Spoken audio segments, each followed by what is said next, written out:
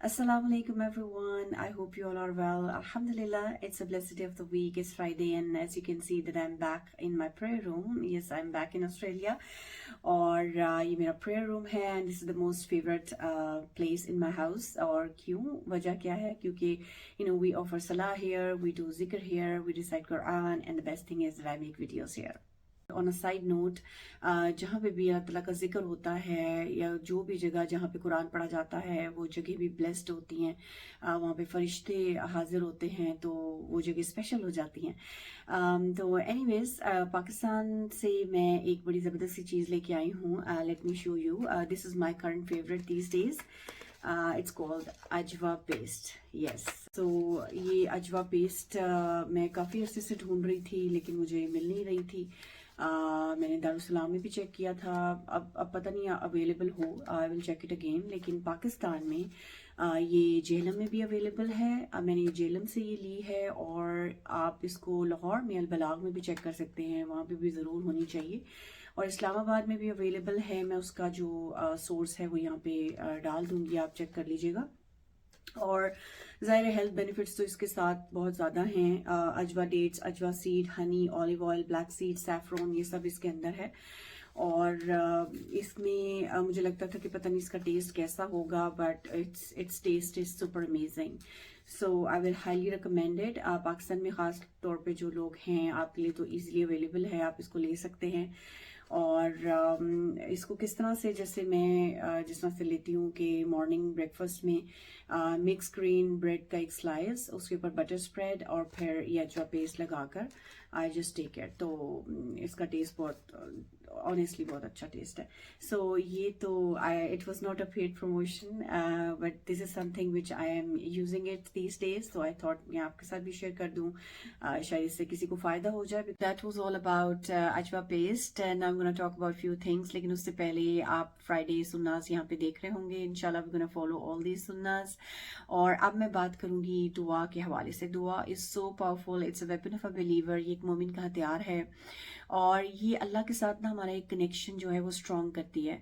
आप ये देखें कि लाइफ में जब भी हमें कोई खुशी होती है या कोई प्रॉब्लम आती है या कोई परेशानी आती है तो हम किसी ना किसी से शेयर करते हैं, अपनी फीलिंग्स को एक्सप्रेस करते हैं। और जिससे भी कभी हम कुछ ना कुछ शेयर करते हैं, हमारी उसके साथ एक बॉन्डिंग होती है, हम उस एक क्लोज होते हैं उसके साथ। इसी तरह से हमें आदत बनानी चाहिए कि लाइफ में चाहे खुशी हो, कोई खुशी शेयर करनी हो या कोई सैडनेस या कोई मुश्किल परेशानी आती है तो हमें अल्लाह से बातें करने की आदत होनी चाहिए। और दुआ तो हम एक फॉर्मल तरीके से तो मांगते ही हैं, but it's not really necessary कि हर टाइम आप एक प्रेयर मैट पे बैठ के आप दुआ मांगे फॉर्मल तरीके से, बट कि आपको चलते फिरते उठते बैठते आप हर वक्त अल्लाह से बातें कर सकते हैं। कभी कोई ऐसी सिचुएशन होती है, आपको लगता है कि आपसे हल नहीं हो रही या आपको मुश्किल लग रही है, आप उसी टाइम अल्लाह से बात करें, अल्लाह के आगे पेश करें अपनी मुश्किल, अल्लाह ताला आपको हल बताएंगे। अगर आपको कोई परेशानी हो रही है या आप कोई चीज़ चाहते हैं, इवन देखें कि सहाबा जो हैं वो अपने जूते का तस्मा भी जो था वो भी अल्लाह से मांगा करते थे। तो हमें भी अपनी छोटी से छोटी हाजत, बड़ी से बड़ी हाजत अल्लाह के सामने रखनी चाहिए। और हमें हदीस से पता चलता है कि दुआ एक इबादत है, अल्लाह हमारे बहुत करीब है। हमारी परेशानी है, खुशी है, आप अल्लाह ताला से कम्युनिकेट करेंगे, आप देखेंगे कि आप अल्लाह ताला को हमेशा अपने करीब पाएंगे and Allah will answer your prayers. अल्लाह ताला आपको रिस्पॉन्ड करेंगे। सो ये एक छोटी सी बात जो मैं दुआ के हवाले से करना चाह रही थी। और दूसरी बात जो मैं करना चाह रही हूँ वो है एक्सट्रीमिज़म। पहले तो मैं चाहती हूँ कि आप इसको डिफ़ाइन करें और बताएं कि आपके माइंड में एक्सट्रीमिज़म क्या है। क्योंकि नॉर्मली होता क्या है कि जब भी कोई इस्लाम की बेसिक्स को भी फॉलो करने लगता है तो I don't know, may be because of the culture और द सोसाइटी, जो कि हम मेजॉरिटी को देख रहे होते हैं, जो सब मेजॉरिटी एक तरह से लेके इस्लाम को चल रहे हैं और कल्चर को भी लेके चल रहे होते हैं। और जहाँ पे लगता है कि कल्चर फिट बैठ रहा है तो वहाँ पे कल्चर को फिट कर लेते हैं, जहाँ पे इस्लाम फिट बैठता है तो वहाँ पे इस्लाम को फिट कर लेते हैं। और फिर अगर कोई इस्लाम को सही तरीके से फॉलो करना चाहता है तो उसको फिर एक्सट्रीमिज्म का नाम दे दिया जाता है कि इतना ज़्यादा एक्सट्रीम नहीं होना चाहिए। मैं ये चाहती हूँ कि आप पहले इसको डिफाइन करें कि आपके नज़रिया क्या है एक्सट्रीमिज्म का। क्योंकि ऐसा तो नहीं है कि जिस चीज़ को आप एक्सट्रीमिज्म कह रहे हैं वो इस्लाम की फाउंडेशन और बेसिस हों।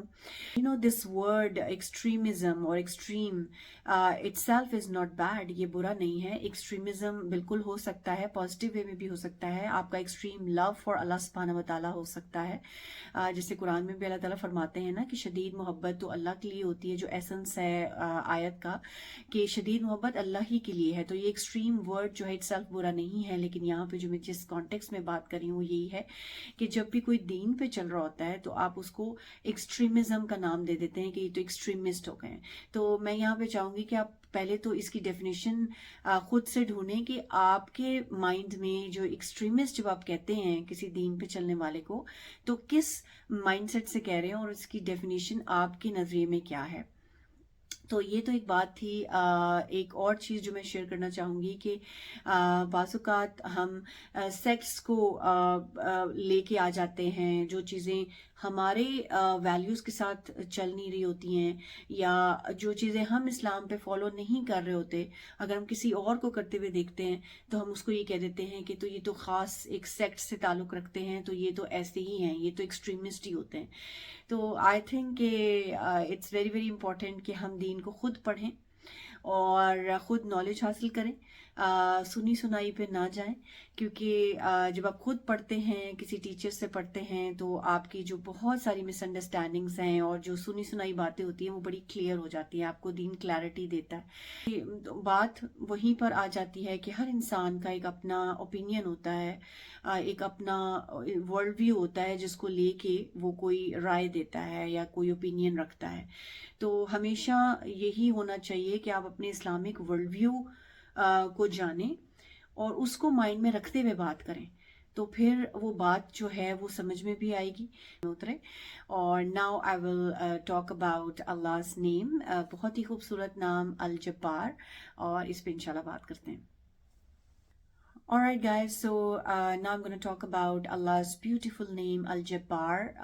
अल्लाह ताला का जो खूबसूरत नेम है, और जो भी कंटेंट मैंने एक्सट्रैक्ट किया है वो अमेज्ड बाय अल-अस्माए हुस्ना सीरीज़ उस्ताद इफ़त मकबूल की.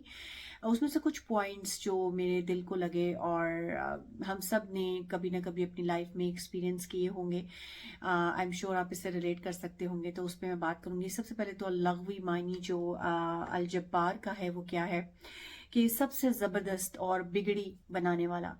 और आज कभी हम बिगड़ी बनाने के लिए डिफरेंट जगहों पे जाते हैं और लोगों को समझते हैं कि हमारी बिगड़ी बना देंगे.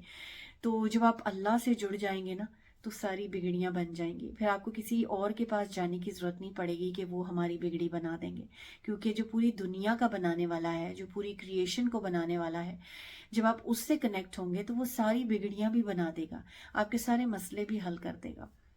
और फिर इसका एक और मायने जो है कमज़ोर और टूटे हुए दिलों को मिलाने वाला. अपनी लाइफ में आप सोचें कि जब भी ऐसे मोमेंट्स आए, आई एम श्योर आए होंगे, मेरी लाइफ में तो बहुत से ऐसे एक्सपीरियंसेस हैं कि जब भी आपकी लाइफ में कोई मुश्किल आई, या किसी ने आपको हर्ट किया, या किसी ने आपका दिल तोड़ा, और कोई ऐसी तल्ख यादें दे के चला गया, तो आपको उस टाइम पे कौन था जिसने आपको तसल्ली दी. कई बार इंसानों की तसल्लियां भी रह जाती हैं, इंसानों के कंफर्टिंग वर्ड्स भी काम नहीं करते.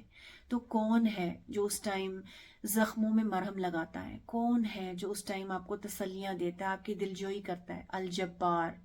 अल जब्बार है जो उस टाइम पे आपको उस सारी मुश्किलात से निकाल देता है. आप खुद सोचें कि लाइफ में कभी भी आपका दिल टूटा हो, कभी भी आपको किसी ने हर्ट किया हो, या आपको किसी अपने फ्रेंड से या अपने लव्ड वन से बहुत एक्सपेक्टेशंस थी और उसने आपकी एक्सपेक्टेशंस को तोड़ दिया. उस टाइम पे आपको लगा होगा कि ये तो बहुत बड़ा मेरी जिंदगी का गम है ना, ये तो मैं कभी भूल ही नहीं सकता या भूल ही नहीं सकती. तो उस टाइम पे उसको हील करना, उस प्रोसेस से आपको गुजरवाना, और इतना स्मूथली गुजरवाना कि आपको पता ही नहीं चला कि कितना बड़ा गम था. जो गम एक टाइम पे आपको बहुत बड़ा लग रहा था, कुछ अरसे बाद आपको लगता है कि वो कभी जिंदगी में आया ही नहीं. तो कौन है जो सारी चीजें भुलवा देता है, उन जख्मों पे मरहम लगा देता है? वो अल जब्बार है, جو بڑے سے بڑا غم بھلا دیتا ہے. ورنہ کئی غم ایسے ہوتے ہیں جو آپ زندگی میں کبھی بھول نہیں سکتے. ان کو بھلانے میں مدد کون کرتا ہے؟ الجبار کرتا ہے. دلوں کو جوڑ دیتا ہے. کئی بار کچھ ایسی دوستیاں ہوتی ہیں یا کچھ ایسے رشتے ہوتے ہیں جو آپ کو لگتا ہے کہ یار مطلب ہم نہیں رہ سکتے ان کے ساتھ، ہم گزارا نہیں کر سکتے، یہ ہمارے لیے کمپیٹیبل دوست نہیں ہے، یہ ہمارے لیے کمپیٹیبل ریلیشن شپ نہیں ہے. لیکن کون ہے جو دلوں میں ایسی محبت ڈالتا ہے کہ آپ سوچ بھی نہیں سکتے تھے کہ کبھی آپ کی لائف میں ایسی سچویشن بھی آئی تھی کہ آپ اکٹھے رہ نہ سکیں، یا آپ اس دوست کے ساتھ اس کو دیکھ نہ سکیں، آپ اس کے پاس بیٹھنا بھی گوارا نہ کریں. لیکن وہ کون ہے جو دلوں میں ایسی محبتیں ڈالتا ہے کہ آپ ایک دوسرے کے بہت ہی چمی بیسٹ فرینڈز بن جاتے ہیں، یا ریلیشن شپس آپ کے بہترین ہو جاتے ہیں. تو وہ الجبار ہے جو دلوں کو ملاتا ہے، جو دلوں کو جوڑتا ہے، ٹوٹے ہوئے دلوں کو جوڑتا ہے اور زخموں پہ مرہم لگاتا ہے. سو سبحان اللہ، دس نیم از سو بیوٹیفل. جس کو اللہ تعالیٰ کے اس نیم الجبار پہ یقین ہوتا ہے کہ اللہ سے زیادہ اچھا دلجوئی کرنے والا کوئی نہیں ہے، تو پھر بڑے سے بڑے مسائل، بڑے سے بڑے پریشانیاں بھی آپ کو کبھی بھی آپ کی ہمت توڑنے نہیں دیں گی. کیونکہ دنیا کی دلجوئی کیا ہے، لوگوں کی دلجوئی کیا ہے؟ ایک دن آپ کی دلجوئی کریں گے، آپ کو تسلی دیں گے، اگلے دن وہی لوگ آپ کو باتیں سنائیں گے، اگلے دن وہی لوگ آپ کو جج کریں گے.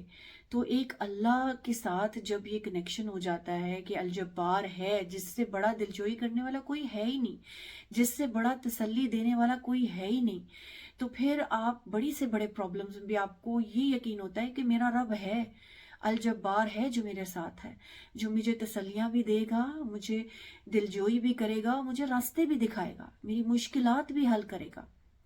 تو سبحان اللہ، جب دنیا آپ کو توڑے، جب دنیا آپ کو کمزور کرے، جب دنیا آپ کو اکیلا چھوڑ دے، اس ٹوٹے ہوئے دل کو لے کے جب آپ اللہ کے در پہ جائیں گے، وہ کبھی آپ کو اکیلا نہیں چھوڑے گا، وہ کبھی آپ کے دل کو ٹوٹا ہوا رہنے نہیں دے گا.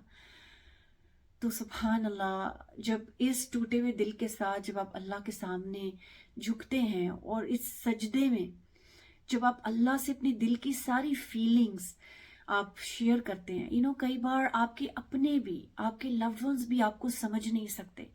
آپ جو ان کو بتانا چاہ رہے ہوتے ہیں، آپ کے دل میں جو گزر رہا ہوتا ہے، آپ کس چیز سے گزر رہے ہوتے ہیں، وہ بھی جانتا ہے. تو جب اس ٹوٹے ہوئے دل کے ساتھ، اس مشکل، اس پریشانی کے ساتھ، اس دل کو لے کے جب اللہ کی بارگاہ میں جاتے ہیں اور سجدے میں وہ سر رکھتے ہیں اور اپنے دل کی ساری فیلنگز اللہ کو بتاتے ہیں، تو وہ جبار آپ کے دل کو بھی جوڑتا ہے، آپ کو راستے بھی دکھاتا ہے.